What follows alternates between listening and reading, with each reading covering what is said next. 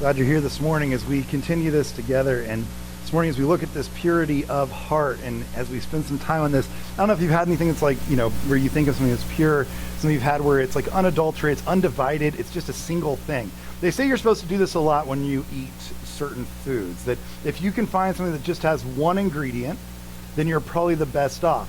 And I remember there was a time where I was on a specific regiment where I don't remember why I thought it was a good idea, but I was on some kind of diet where it was like a paleo diet type of thing, and I was only supposed to eat, raw things or things that were like as they would be seen in nature. I was pretty good at that because I like a lot of meats, to the fault that I'm sure my arteries are so clogged right now, but I love like a lot of meats, things like that. I love like very raw things like that. I have really no problem with that for the most part. And so we were at a restaurant and we were at the Cheesecake Factory because we're really high class and we're like super fancy. We're what people call middle class fancy. And so we were at Cheesecake Factory. And if you don't know, they have a menu that is larger than this Bible. It's just everything you can imagine that they could possibly shove into a menu. And I had to scroll through it for a while to find something because we were only there for dessert. And I'm looking through, and the cheesecake menu alone is quite extensive. I'm looking through for something for dessert, and I get to the bottom. I'm kidding you not, it's like page, I don't know. It's on page like 68. It's the last thing that will ever be mentioned in the Cheesecake Factory menu. As I'm looking for this one specific thing, and I get to the very back of the menu, very last thing on the entire menu basically, and it says, cup of strawberries. Just a cup of strawberries. Now underneath it, it had in parentheses, gluten-free. And I thought, well, that's funny, because I didn't know strawberries had gluten. Now, I think I'm at this point in my life where I'm starting to turn into my father or my grandfather or people like that, where you start to think you're funny to waiters and waitresses. You know the age I'm talking about, right? Where you say jokes because their tip is dependent on how funny they think your joke is. And so you think you're hilarious when you're at restaurants. And I've gotten to that age where every once in a while I find myself doing that. I'm like, stop doing that. I was at a Perkins the other day. I was the funniest person in the Perkins because I walked into a Perkins. It was not my choice. My in-laws asked me to go to Perkins with them. I will say I love Perkins now because I was by far the youngest person in that building. The person when I entered called me young man for the first time in years. Yes, literally the hostess said, hello, young man. And I was like, I'm coming here every day. Yeah, and I'm going to eat your French silk pies until I can't eat anymore. It was, so I love places like that. So I say to the man as I'm ordering, and Ken and I were with us, and we were sitting there, I said to him, I'll take the strawberries. And I said, as long as they're gluten-free. Now, I thought I was just being funny because that's a dumb joke, and I shouldn't have even said anything. As soon as I said it, I realized I shouldn't have. Because this waiter, I kid you not, he stands up a little taller, takes he has his little notepad thing, and he's like, oh, sir, I can assure you they're gluten-free. And I was like, yeah, I kind of assumed they were. And he was like, no, they are. They absolutely are gluten-free. And I was like, yeah, I thought they were. I think we're on the same page here. And he was like, no, but sir, so gluten is, and he starts to describe to me what gluten is, how it comes out of certain wheats and yeast and where it comes from, how there's gluten in some of their foods, but not in the strawberries. Don't worry, the strawberries are not part of the gluten. And I was like, I know. I think we're actually agreeing on this more than you think we are. And I was like, I know that. I didn't think there was gluten in the strawberries. He's like, but I assure you, sir, that if you have a gluten allergy, and I was like, I don't even have a gluten allergy. I don't even know what we're talking about right now. We are so far down this rabbit hole that he leaves for a little bit. I kid you not, he comes back with everybody else's actual desserts, like cheesecake and stuff. He doesn't come back with my strawberries because they had to go grow them and cut them and whatever. And I'm sure I was the first person in at least 18 years to order strawberries for dessert. So they had to go find some because they're like, we don't keep those around. And so they come back in after going to Publix and buying strawberries, but he's giving everybody else their dessert, and he leans over to me. He's like, sir, I'm bringing yours right now. Again, I assure you there is no gluten. I was like, again, I am positive I didn't think there was, but thank you. And so he brings them to me. Everybody's sitting there, and he describes one more time how there is no gluten in the strawberries. Now, I wasn't worried there was gluten in strawberries. Why? Because there's a single source. The strawberries are pure. They are unadulterated, they're undivided, they are just one single thing. I know what I'm getting into. Now that's kind of what we're looking at when Jesus talks about this word purity, and he says, blessed are the pure in heart. He's talking about this kind of purity. Now, maybe when you read this passage, as we've been going through these, my hope is that you started to see these maybe in a different light than you originally did. My hope is that every one of these Beatitudes, we're seeing them a little bit differently than maybe what you walked in with your preconceived notion of them being. Jesus, as he's talking through this Sermon on the Mount, he's giving this version of what the kingdom of heaven will look like when it breaks in, and really who the target market for that kingdom is. These Beatitudes describe people who are blessed, and not in the sense that we would think of not a spiritual blessing, but a congratulations that you're this kind of person. Because guess what? If you're this kind of person, you're going to receive the kingdom of heaven more easily than the people around you. You're the exact right target market for this kingdom of heaven to break in. He says, blessed, Mercurios, this big blessing. Congratulations, let's throw a party because you are pure of heart. You are pure in heart. That's what you are. Because you're going to see the face of God. You're going to see God. Now, when he says this, I don't know about you, but for me, it's a little bit surprising, a little bit subversive. And every week, again, as we've gone through this, my hope is you'll go back. If you missed some weeks, you're welcome to go back. They're on our site, except for 1 week. I don't think it got recorded because I think the sermon was really bad, and so we just cut it. We just forgot about that one. But other than that, we've tried to keep up with them because most of them are not terrible. But when he says this word pure, this word for pure that he's using here is in the Greek a word that means something that's unadulterated or it's unified. It's something that's specifically used here. He says, blessed are the pure in heart, for they will see God. Now, when you think of pure, here's what you might think of. And this is me a little bit. I think we almost have a negative view of purity. I think sometimes we hear the word pure and we almost think it's almost like an innocence or a naivety. Right? When you think of this kind of purity, it almost in our culture is a negative thing.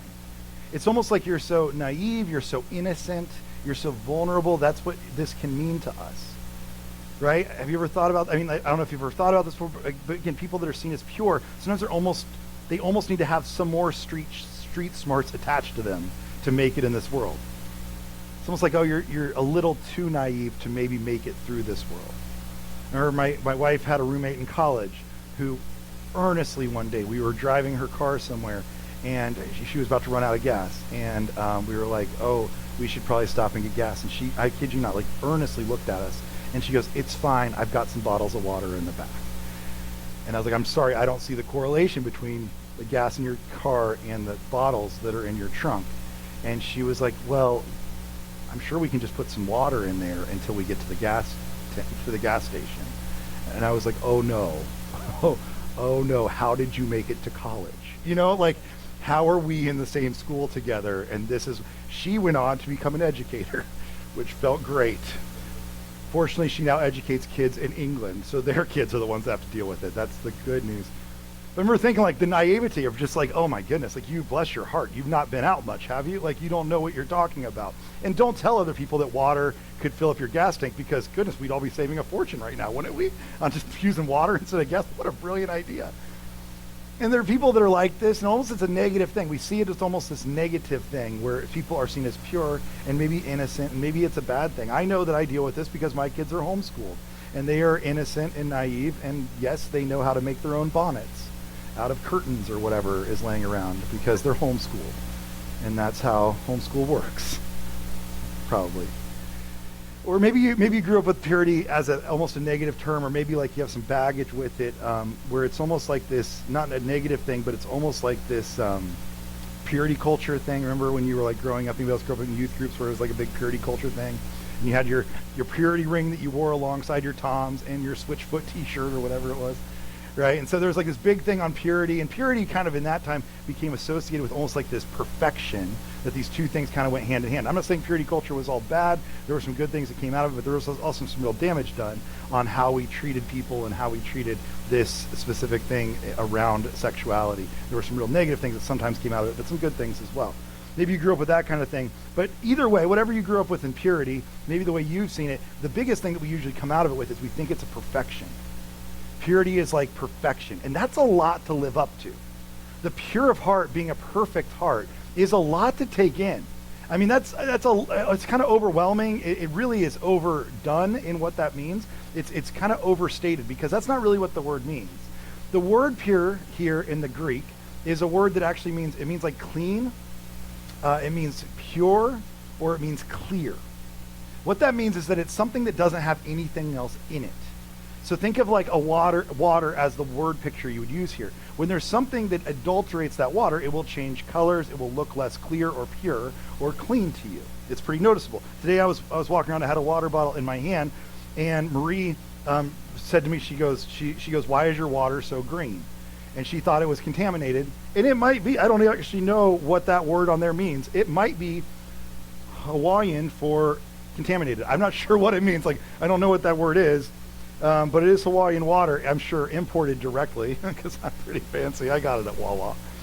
And so, I mean, but like, it looks different. You see the color of it and assume that maybe something's wrong with it. That's what this word means. It's almost like a word picture of water, but something that's clean or pure. Now, purity in this sense, I just want to get this across, is not about perfection. It is about being undivided. It's something that's unified. It's something that is undivided. So purity in this sense is not about being perfect, but it is about undivided attention, an undivided heart. That's what Jesus is talking about here. And so when we look at this word, what we can see here is that it's kind of hard for us to understand, because for many of us, it's hard for us to see it that way instead of what it really is. How do we get to an undivided heart? How do we get to a pure heart? That sounds like a lot to accomplish. And all of these Beatitudes are very difficult for us because, I'll be honest with you, they're countercultural. They do not fit into our cultural norms. How do you get to the place where you have an undivided heart? Because most of the time in our culture, we are divided, we are distracted, we are split down the middle of who we want to be and who we really are. We're trying to find all the different things. We have so many attention distractions that come at us, so many ads, so many people, so many different needs that come our way every single day. It is so hard to keep an undivided. How do we do that? And what does that look like? How do we become those kind of people? Now, I want to work off of this framework for today, if that's okay. Dallas Willard writes about this way that spiritual formation happens. He has 3 things that he says this is how spiritual formation happens. It's vision, it's intention, and it's means. Now, if you're a person who takes notes, I'd encourage you to take notes. These are helpful. At least they've been helpful for me in reading Dallas Willard's work. I love Willard, and if you get a chance to read his stuff, I would highly encourage it. He says that you have to have vision, you have to have intention, and you have to have means. Now, the vision is something fairly simple. I think we all understand what this is. But the vision is what you believe yourself to be. Now, I want to say clearly, I know we've all heard in our lives that you can be whatever you want to be. I actually don't think that's true. I don't think you can be whatever you want to be. I do think you can be whatever you believe you are. Like, you have to believe that that is really possible. Not just want to be, but you have to put a belief in that. And if you believe you are that person in our culture, generally you actually are the thing that you believe you are. You can find your way into that. Now, in the book, anybody read Atomic Habits by James Clear? Anybody read that one? It's very popular. You can find it on any bookshelf on any airport. So if you're looking for a last-minute Father's Day gift, as you're traveling, you can find one right there to give to somebody. But like, it's basically that kind of book. It's everywhere. Atomic Habits, I think, stole, honestly, from Dallas Willard a little bit here, because I think that it's a very similar idea.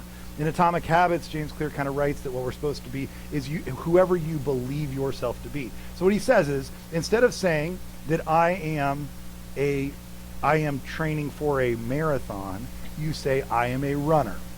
Like, I'm not a person who wants to run, I am a runner. Or if you say, no, thank you, I am trying to quit smoking, instead say, no, I'm a non-smoker. I don't smoke. Like, just say it as what you believe yourself to be. For some of us, it's like, I am a person who tells really bad jokes, and it's just like, no, I'm a pastor. You can just put it right out there with people and just be very clear about it, right? That's what he says to do, because you're naming the thing that you believe yourself to be. And the way Willard writes it, he says, who am I becoming? So what is it that you want to be? Who is it you want to be?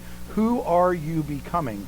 And lay out that vision with yourself. But the vision is very hard for us sometimes, because this is starting with the end in mind. This is starting now to think, what does it look like when I hold that medal at the end of the race, right? This is starting with the end in mind. What does it look like when I'm on the beach with 6-pack abs or whatever? What does it look like when I have this many dollars in my bank account? Whatever the goal is, you're starting with the end goal in mind. That's what you're trying to do. You're trying to get there and go ahead and start to create those patterns to get there. But the second thing we have to do is we have to have this intention. Now, I love that what Willard says is that intention is not so much trying, because trying doesn't work, but training. Training is different than trying, right? Training has a regimen, it has a plan. There is something in place where you've actually made measurable pieces on how you're going to get to that place. This is where we actually start to see ourselves change, is in the intention. What is it you're going to do day after day? How are you going to train, not just try, right? And some of us, we have intentions and we're training for different things. There's different pieces of us. I will say again, in the divided parts of myself, I mean, I am right now training because I've decided like to go do another, I've done, I don't know, probably 20 different half marathons in my life. I'm like, I need to go do a full one. So I'm going to start training for that. But also, I also am training because there's a really big pizza in Dunedin that you can go eat. And if you eat the whole thing, then you get it for free and you get on the wall. And I think I can make it on the wall. Those two things are not necessarily in the same vein of interest, but it's my biathlon. You know what I mean? Like so we're all shooting for the moon here. But it's a divided interest. You're trying to say, what am I doing to train for this? How am I moving towards this? Then the last thing he says is that there's means. You have to have means to get there. What are the pieces you can use to get there? And he talks about both abstinence and engagement. There's two things you're going to do. Some things you're going to abstain from, some things you're going to engage and do more. You have to have both of those types of things. This is making sure that you have, if you were training for a marathon, that you have access to whatever it is that you need to run that marathon. This is making sure that you have the gear that you need, a gym to go to. It's the right food in the house. It's all the pieces that come together to make you actually get that, the tools that get you there. Now in discipleship, I don't think it's hard to figure out how this works. And I'll just lay this out with you really quickly. To people who are pure of heart, I don't think it's hard to figure this out.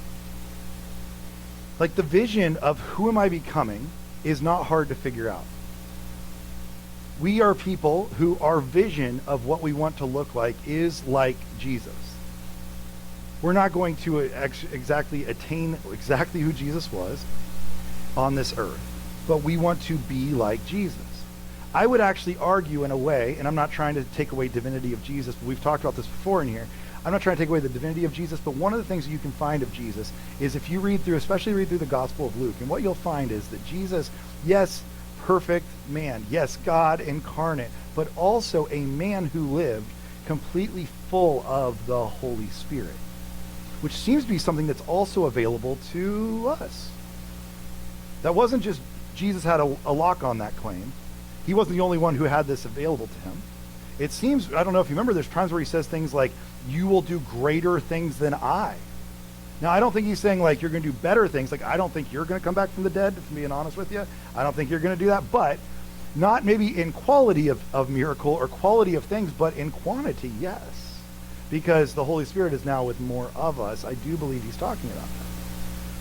And so for many of us, that goal is this kingdom person, this person that looks like what the kingdom of heaven looks like when it's on earth. That's what Jesus was doing.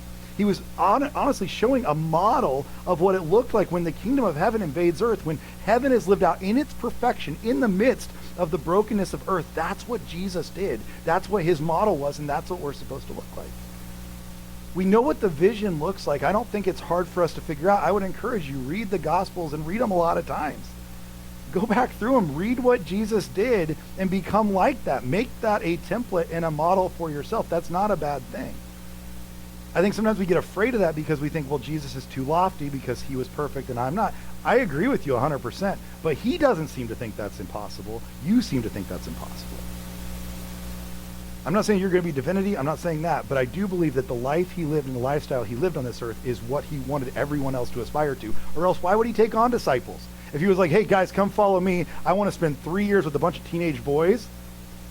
Have you ever spent a week with teenage boys? No. Like, it's the worst thing you've ever done. It smells terrible. There's a lot of body odor. There's a lot of fights happening. It's just horrible. I mean, right? He spends 3 years with these guys. Why? Because he's just like bored? No, because he actually thinks there is a potential that I as your rabbi, could replicate myself in you. And that's what the church is supposed to be. That's what we're supposed to be. It's not too lofty a goal. It's a vision of who we're supposed to be and what we're supposed to look like. And yes, we will fall short, but that's where our intention comes in. Our intention, according to Willard, and this is just a quick quote from him, but our intention, as he talks about it, is something that we're supposed to use over and over again. The decision to become a disciple of Jesus is the most important decision a human being can make. Now, here's what I want you to notice. Notice what he doesn't say. He doesn't say the decision to become forgiven is the most important decision a human can make. What we usually fall into in a trap in the church is we come to Jesus and we get the forgiveness we think we need. Every head bowed, every eye closed. I raised my hand. I went down front. I cried. I prayed with the pastor, whatever it was. I gave my life to Jesus, and then I walked away from it for the rest of it. That is not what Jesus was looking for. You will never find, I promise you will never find that a single time in the Gospels on how Jesus evangelized to people. Instead, every single person that comes in contact with him, he says, come follow me, come with me. The most important decision we will make is to become disciples, which means we are apprenticing under Jesus, not just getting forgiveness and walking away from Jesus. So it's an ongoing battle. It's an ongoing decision to be a disciple of Jesus. That's the most important one we can make. And that's our intention over and over again. Then the last piece is the means. What does it look like for our means? How do we get there? What is the stuff we need to have at our disposal? What Willard would say is that's where your spiritual disciplines come in. There will be spiritual disciplines that you will use. Those things are going to be important. And some of those you're going to have to abstain from, some of you will have to engage, but the spiritual disciplines are the means we will use. Now here's the problem, is many of us, we bypass, this is my opinion, is the problem with purity and why we're afraid of this word purity, the pure of heart, is because we want to bypass the vision and we just want to look at the means. Like, what would it look like for me to be pure of heart and what do I have to do to get there? And instead we don't see the vision of it, we just see the means to get there. This is why it's very annoying when you're around people, and maybe I'm the only one, but like your friend who used to, I don't know, like just give me, I've got one. It's like the friend who, used to eat Taco Bell, like, 4 meals a day, whatever, because they would eat the breakfast, lunch, the dinner, and then the fourth meal, right, where they were like the people doing that. Again, I don't believe, I love the idea of that fourth meal thing that they added into Taco Bell. That's the only time people eat at Taco Bell. I believe this. I don't think anybody plans to eat at Taco Bell. Like, nobody right now is like, we should do later, we should have Taco Bell. You don't think that way. It's just like, you're driving down the road, it's 2 a.m., and you're like, what's open? Taco Bell. That's why you go there. I love the fact that they have an app now that you can order ahead. I'm like, nobody thinks ahead. If you are thinking ahead about Taco Bell, you need to re-examine your life. There's other things to do at that time where you're thinking ahead on meals. But like, I think like you have that friend that's what they do. They love their Taco Bell. And then like a couple months later, suddenly they're coming to you telling you about the benefits of eating kale. And they've totally changed their life. And now they're explaining all this stuff to you. You're like, I don't really care. Right? And you're like kind of annoyed by these things. And the reason is because we understand the means. They're telling you the means of what they've changed in their life, but they haven't explained to you the vision of why they're doing it. Once you have the conversation about this is what's going on, I don't know what it could be. It could be my health that has changed, and suddenly I need to be a person who eats differently. Whether it's a thing that's changed in their life where their priorities have shifted. Suddenly those things, once you catch the vision of it, the means make sense. But what happens with most of us, we only hear the means part, especially when you come to church.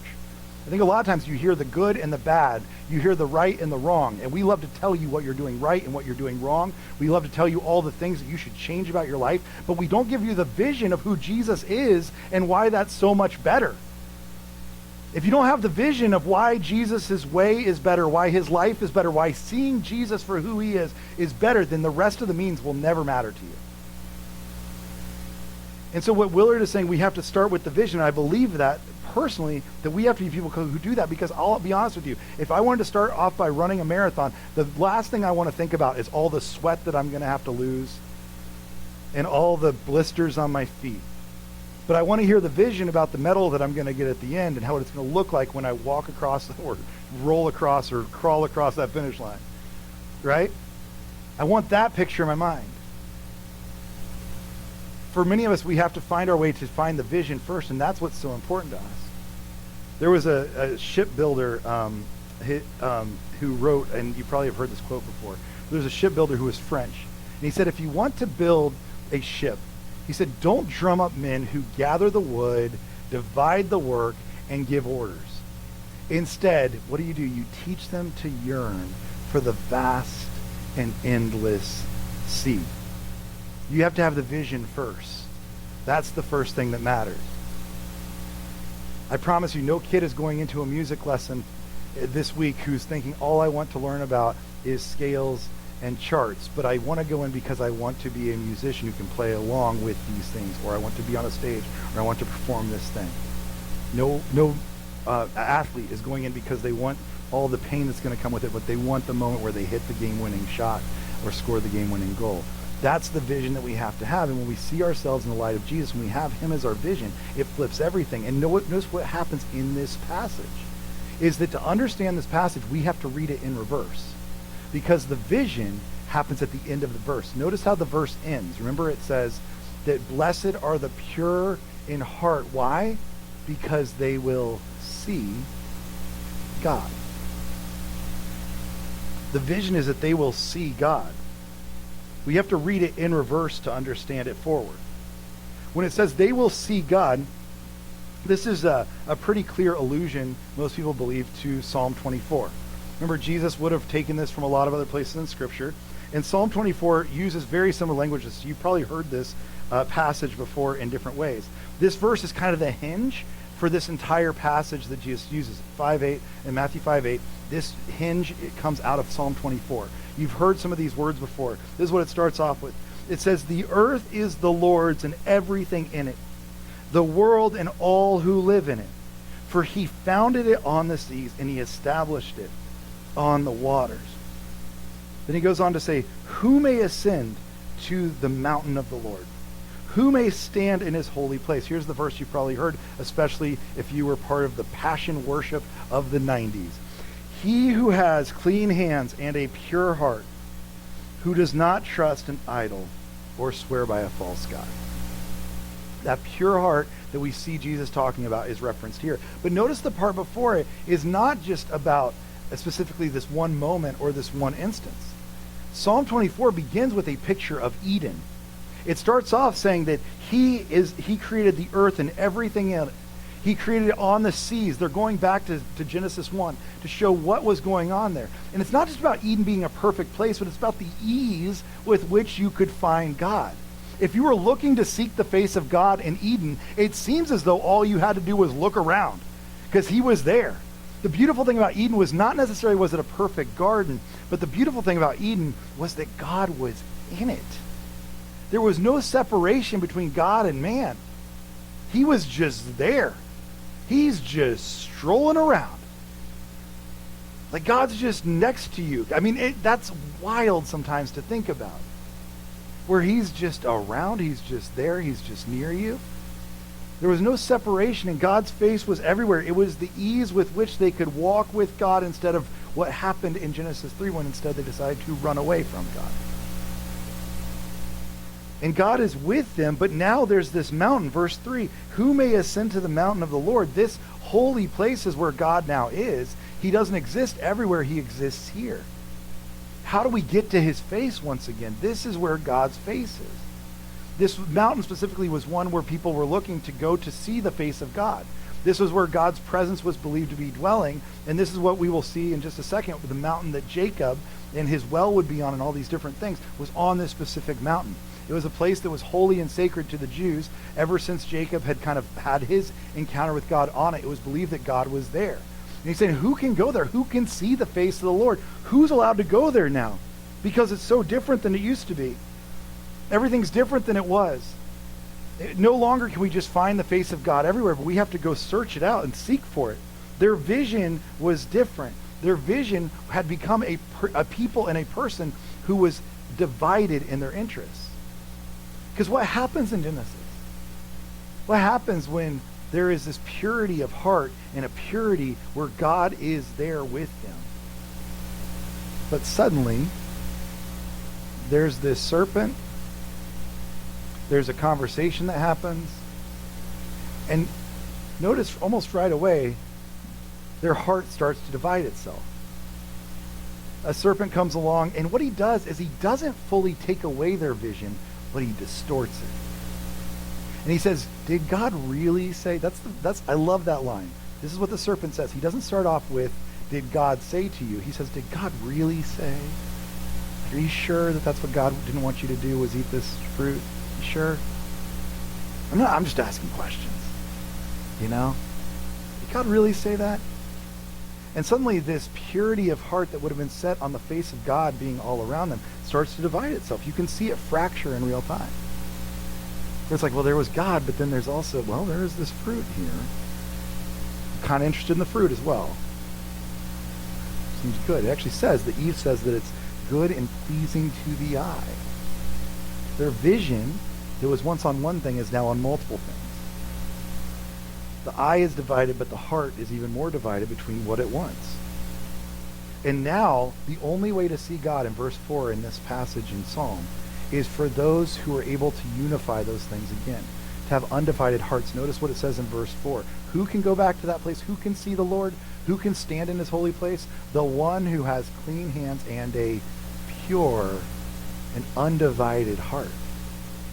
The one who is looking for singular things, not for all the things that the world has to offer, but just one thing. The one who has this singular focus on God himself. See, that sin breaks things. Isaiah 59 says this in a different way, but it says, your iniquities have separated you from God. Your sins have hidden his face from you so that he will not hear. Now, here's what I always hear in this, is I'm always afraid, because what I think it means to me, when you were growing up, maybe you had the same thing, where it's like your sins have just made God so mad at you that he can't even talk to you anymore. God's given you a silent treatment because he's so angry at you that he won't talk to you anymore. Do anybody else have that feeling with God where it was almost like there's this weird thing where God was so temperamental for some reason, and your sin just drove him away from you? He was so mad at you. That's not exactly what's happening in Isaiah. Actually, what's happening is your sins have, noticed who's been separated. Was it God who separated himself, or did it separate you from God, not God from you? Your sins have distorted your vision so much that you're not looking for him anymore.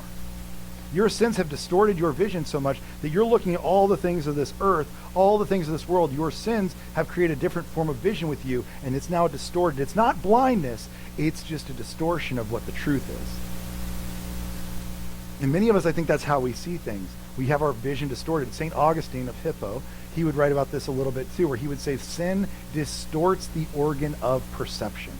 The way that you view the world is distorted because of sin itself. It's not taken away, it's just not as sharp as it should be to look for the person and the face of God. This is why Jesus shows up. Right? There's this vision that Jesus is going to show up, and he's going to come as a Messiah or a Christ, and he's going to bring this kingdom, and if we're looking for it, we're going to see it, but only if we're looking for it. Right? If you look at the next verses in Psalm 24, the next verse in verse 5, it says, they will receive blessing from the Lord.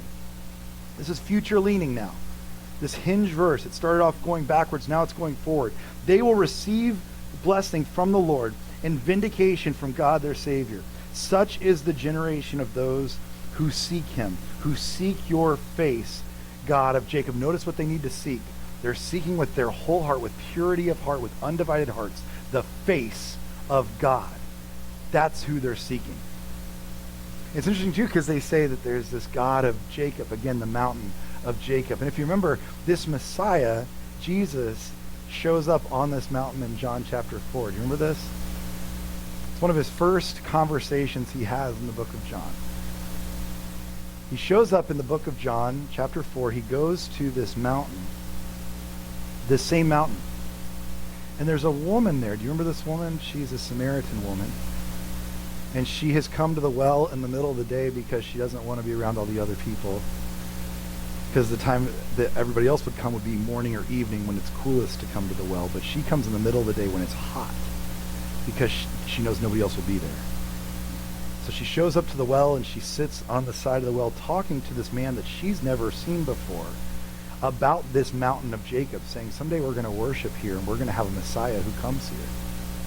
And the man she's speaking to, she does not yet realize, is the Messiah, and it's Jesus himself. And he's talking to a woman who has been ostracized in every other way. And I promise you this, she had a vision of her life. She had a vision of what she wanted to look like. And her vision was that she wanted to be loved. And she had chased being loved by everybody else. She had chased being loved by, at this point, it sounds like a few different husbands, if you recall the story. She chased being loved. She chased that vision all the way until Jesus says that she already is loved. And she's already part of a family that she doesn't even think she's part of.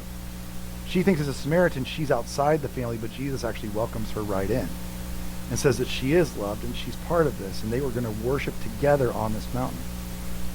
And he speaks to this woman, and suddenly, if you notice, she is so excited about this conversation that she goes from running from people to running to the same people that she was running away from. She goes back into the village she was trying to avoid. She goes back to the people she was trying to stay away from because she's so excited about this. She runs into the village and she speaks to them. Again, as it says in John 4, she goes in and she says, "This is it. This is the Messiah. I found him. Could this be the one?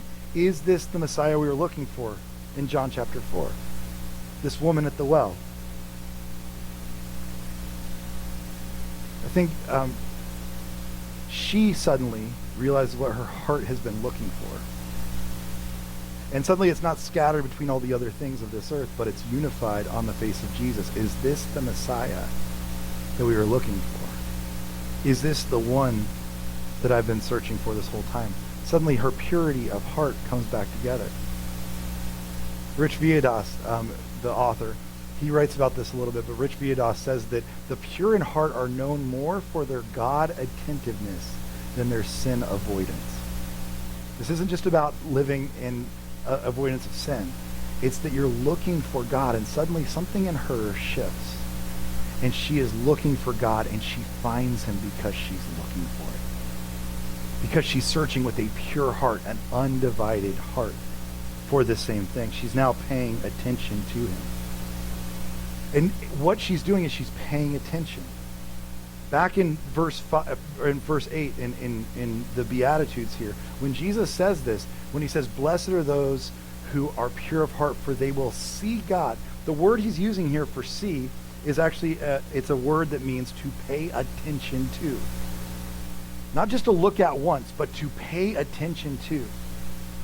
The poet Mary Oliver, she once wrote a very short sentence, but she says that attention is the beginning of devotion.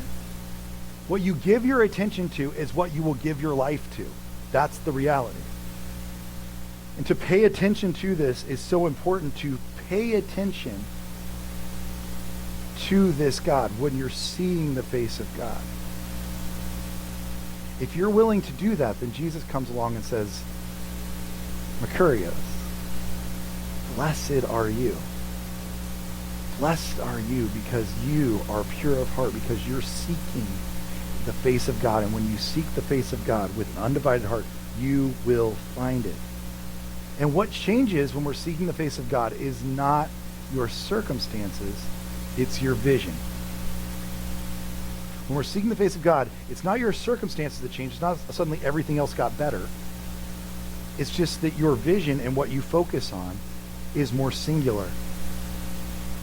There was a song you've probably heard before that was written by an author named Helen Lemon. And Helen Lemon, she wrote this song called Turn Your Eyes Upon Jesus. Helen Lemon was sitting in a church one day, and she was struggling through some of these things herself. And she found a missionary pamphlet sitting next to her on a pew. And a missionary had written about how hard things were for this missionary, working in another country with some difficult things going on all around them. And this missionary was saying how hard it was to understand the culture, how hard it was to understand the world that was so unjust to these people in extreme poverty, and even for how hard it was to get the gospel across in a culture like this. And the missionary was being very honest as she struggled through this. But then this missionary wrote one line that you've probably heard before, but she says, but if you turn your eyes upon Jesus, she says, turn your eyes upon him, look full into his face, and this is what the original sentence said, and you will find the things of earth will acquire a strange new dimness. All those things around you that have divided your heart for so long suddenly fade away into the background, don't they? If you turn your eyes completely on Jesus. See, the circumstances didn't change, but the vision did. The vision changed. And this is what we see all throughout the New Testament, by the way, is that people's vision changed. Their circumstances don't change. Did the woman at the well suddenly have her circumstances change? No, by no means. But did her vision change? Absolutely. I mean, if you look at Mary, when the angel comes to Mary and says, you're going to have a son, as a young girl with, at this point, no husband, you're going to have a son, and he's going to overthrow everything you've ever known, and your life's going to be in shambles. Did her vision change, or did her circumstances change? It's just her vision. The vision of what she saw changed at that moment, but it wasn't her circumstances. They stayed the same. You can make the case for every one of the disciples. Do you think Peter, his circumstances never changed, but his vision of who Jesus was changed over and over again? We see people, every one of the, I was in a church the other day, I was in a Lutheran church, which I do a lot of work with, and I was there, and I don't know if you've ever seen these, but I was walking through the sanctuary at this church, and they had these 12 icons across the back, these little emblems that were on these little plaques across the back of the church. And I asked the pastor, I said, these icons, what do they mean? And he said, I don't know. And I was like, okay, good. We should probably educate people more. And so I was like, I have a theory on what they are. And as we looked at them, they were the 12 icons of the 12 disciples. There was actually, there was one that was red, and the rest were blue. The red one was for Judas, but the rest of them were blue. But most of them, and I kind of was making some assumptions. I did have to go back and do some research later. But I was making some assumptions because the way that they were identified, every one of those disciples was identified in the icon, just in the picture, by how they died, by the martyrdom that they experienced, the way that they were killed for their faith. And it takes something special to be killed for your faith. Have 12 men that followed Jesus, the closest of anybody on this earth, dying for their faith. But did their circumstances change? Is that why they followed Jesus? No, it's because their vision was so clear about who Jesus was and what it looked like to live that way on this earth. So your vision has to be clear. And that's the vision that we're talking about when we look at how we're supposed to do this. But secondly, I'm just going to warn you, your vision is under attack by things all the time. So if we're going to be people who have that vision, we then have to have our intention. These will go much quicker, I promise. But then we go from vision to intention. The second thing we have is this intention. Remember, in chapter 5, verse 8, in Matthew here, it says that blessed are those who are pure in heart, for they will see God.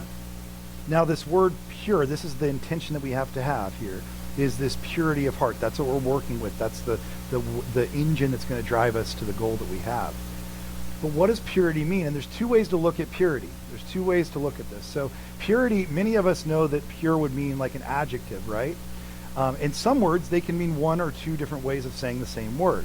Like, for instance, if I say that somebody is quiet, that can be an adjective to that person. But I can also say that the crowd has been quieted, and that's a verb now, right? Do you hear that? So quiet, they have been quieted, they've been quiet, that kind of thing. So you can say an adjective of somebody being quiet, which if you've noticed over the last few months, Billy hasn't been here. And it's because, have you seen the Mets? Have you seen what's going on, how bad it is? He's been very quiet. Now, I would say that the Mets have quieted him, and he says it's work that he's not here for. I don't think that's it, guys, because Billy's not known to be quiet that long. I think they have quieted him because they are whatever Moneyball is in reverse, is what's happening with the Mets. They are so bad. So anyways, you can be both. You can be quiet or you can be quieted. Same thing happens here. This word for pure, the adjective is pure, as you saw earlier, but there's actually a verb version of it, which means to purge, like to take away everything else. The verb version means that you would remove everything else from view. You don't need all the other things. That's the goal of being pure of heart, is that you're singularly focused. Soren Kierkegaard wrote about this in one of his books, where he said that it's understandable for us as Christians that we should have a singular goal. Kierkegaard says that you should only, purity of heart is to will one thing. You don't will multiple things. You're not trying to work around all the different things you want to be, but you're willing one thing with your life. You're doing one specific thing. And here's what happens in our culture is we're kind of like, well, there's all these little things, and they don't cost a lot. They don't take up a lot of space, so it's really not a big deal. Like my kids, they just were at their grandparents' house for a few days. And you know how like you get your kids back from that and then you have to retrain your kids? And my kids were with their grandparents, and one of the things they love to do together is they love to go to thrift stores. And we're working through it, guys. We're working through it. And I love that they love it, and I love that their grandparents love it. But I went to go pick them up from their grandparents' house yesterday, and I pulled in with a normal-sized car with a normal-sized trunk. And when I opened that trunk, I was like, this isn't going to fit in here. All the junk that they brought out. They're bringing out boom boxes that I had when I was in middle school. Apparently that's a thing we're doing now. They're bringing out bags of cassette tapes. I think Oliver came home with, 1 billion vinyls. And we will only listen to maybe 3 of them. But he brought so many vinyls home, just record upon record. He brought home a tape of, is it Bing Crosby's White Christmas? Yeah, what are we doing with that? We need that cassette tape? I'm sorry. We can find it on Apple Music. It'll be just fine. That's the classics. Yeah, because we couldn't find that anywhere else. And since we have so many cassette tape players around these days, looking for them everywhere. And so then you have to bring the cassette tapes home too, and the players and the whole thing. And they bring out literally boom boxes. And I was like, I remember getting this when I was like in middle school, and it was super cool for me. And here we are again. And they were like, they're bringing it all out. And I'm like, oh my goodness. And you look at it and it fills up the trunk and you go, I understand that these were cheap. Like this didn't cost you a lot, did it? Like it doesn't seem like it costs a lot. But as you get older, you start to realize these things do cost us more and more than we think. Right? This is the cheapest version of this, but it seems that we have to pay a little bit more because we have to get this other thing. Then it's also going to take up space in your room. Where's the stand that's going to sit on? Do I need to buy an end table for that thing to sit on for your one tape that we're going to have or whatever? Like, how are we going to do all these things? Because it actually takes up a lot more space and it costs a lot more than you think it's going to. Anybody had this experience before? I mean, we got like hamsters one time, and I was like, well, those are easy. Holy cow. My kids aren't going to college now because we had to pay for hamsters to live in my house for a little while. It's so expensive. I mean, like, because these little things, you think they're not big, to end up being huge. And when we have this divided heart, those little things that we thought weren't a big deal, they turn out to be a really big thing. One saint back in the 3rd century, John of the Cross wrote about this. He said, it makes little difference whether a bird is tied by a thin thread or by a full cord. Even if it's a thread, the bird will be prevented from flying as long as it fails to break it. Whether it's a cheap little thing or something small that's holding you back from this, a small crack in your vision, or it's something huge. Either way, it doesn't matter.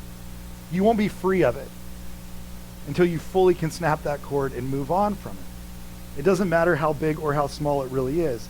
This is just how it works for us. I think for some of us, it's hard for us to take in. It's hard for us to understand these little things that add up to be much, much bigger things. And our vision changes because the smaller the thing is, actually sometimes the better it is.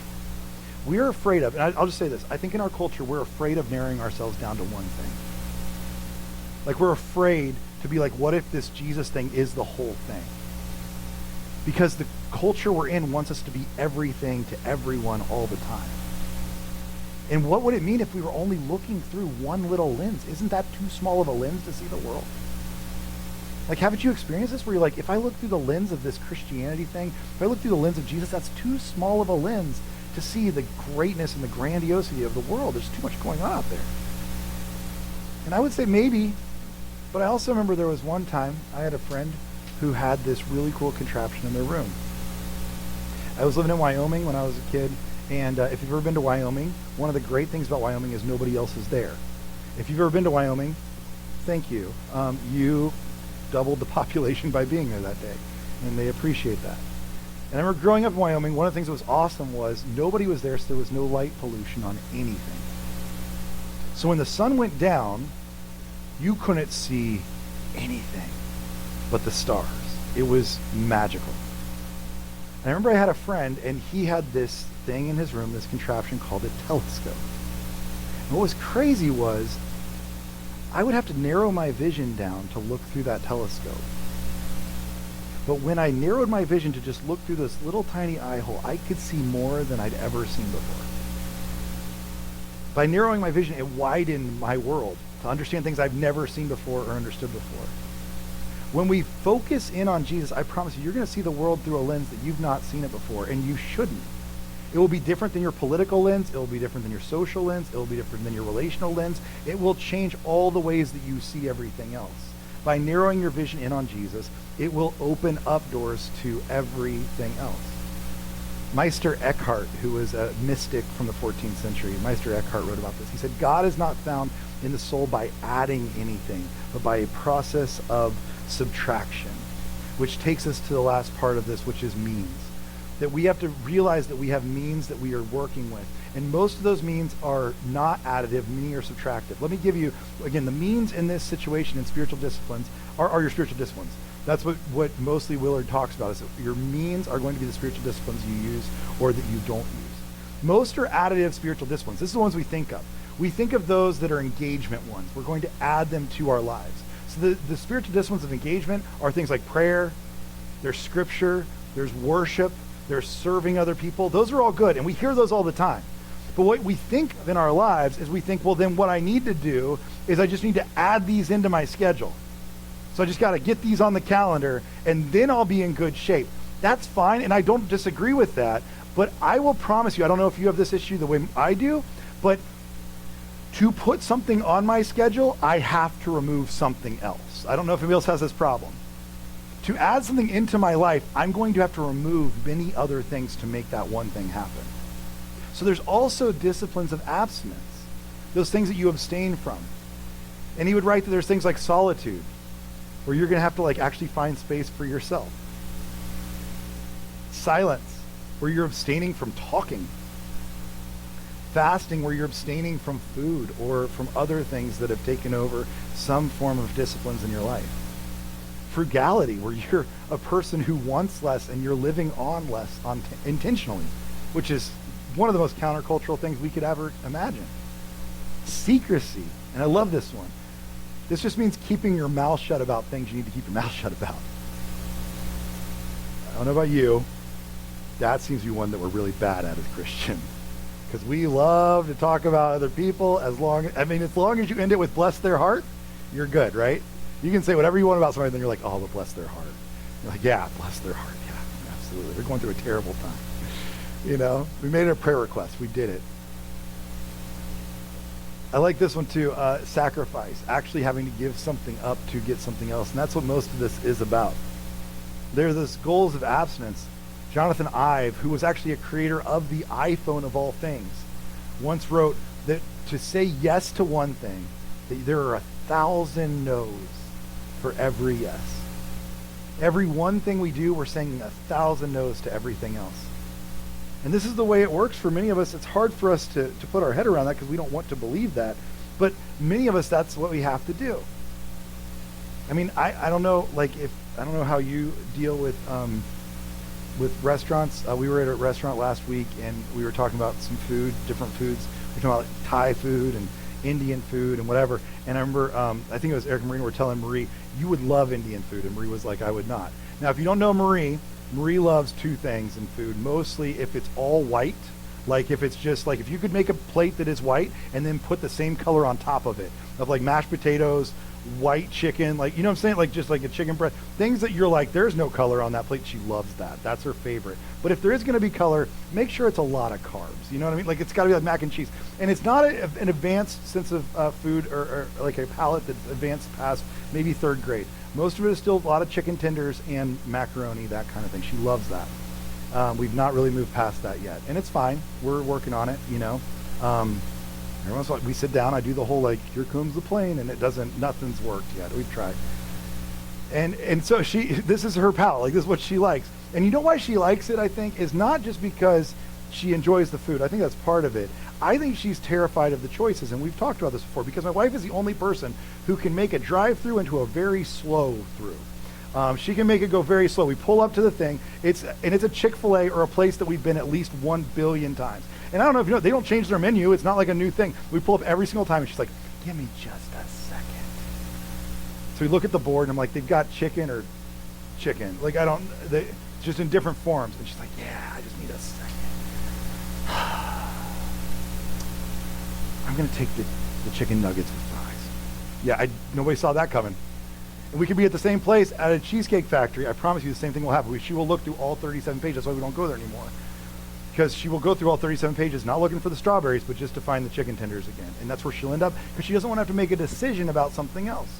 You know one of her favorite places is the Golden Corral. And you have to say it that way. She's from that part of the country. The Golden Corral. Why? Because you don't have to make a decision. You can just have a little bit of everything. You can have meatloaf and you can have spaghetti on the same plate, and it's gross. Both the things are gross, but she'll eat both of them because you don't have to make a decision about any of it. This is why I think most of us like this non-pure form of living.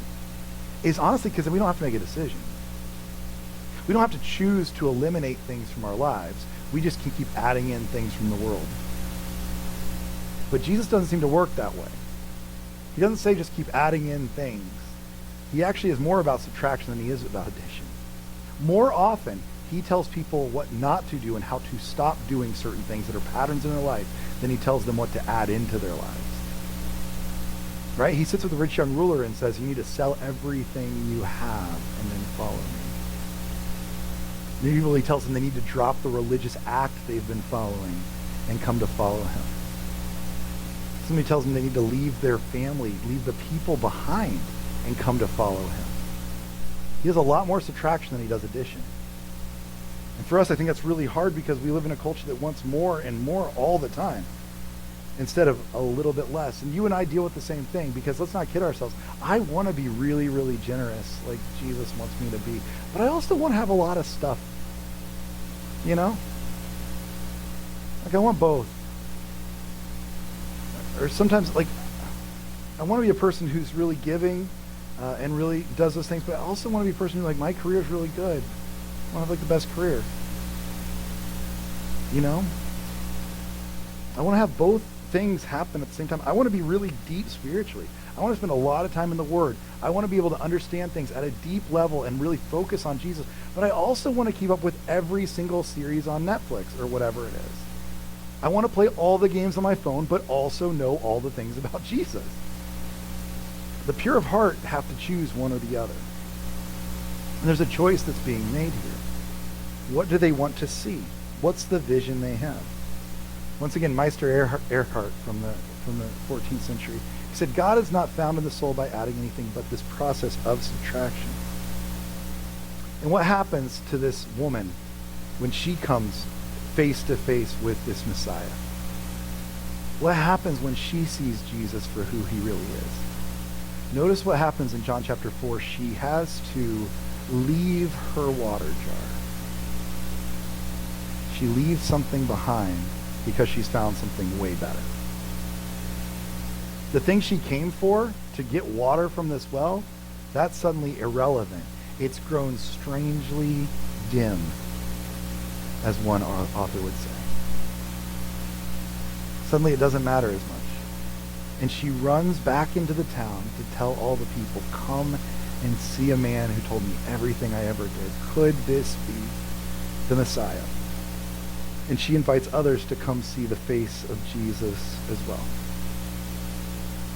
So for us, we have to ask ourselves, what's the vision that we have? What does it look like for us? What are the intentions that we have of training, not just trying to be pure of heart?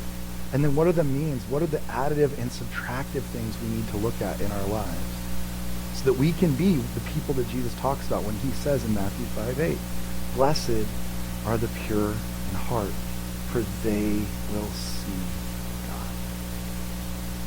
So close today, we're just going to sing just for a second.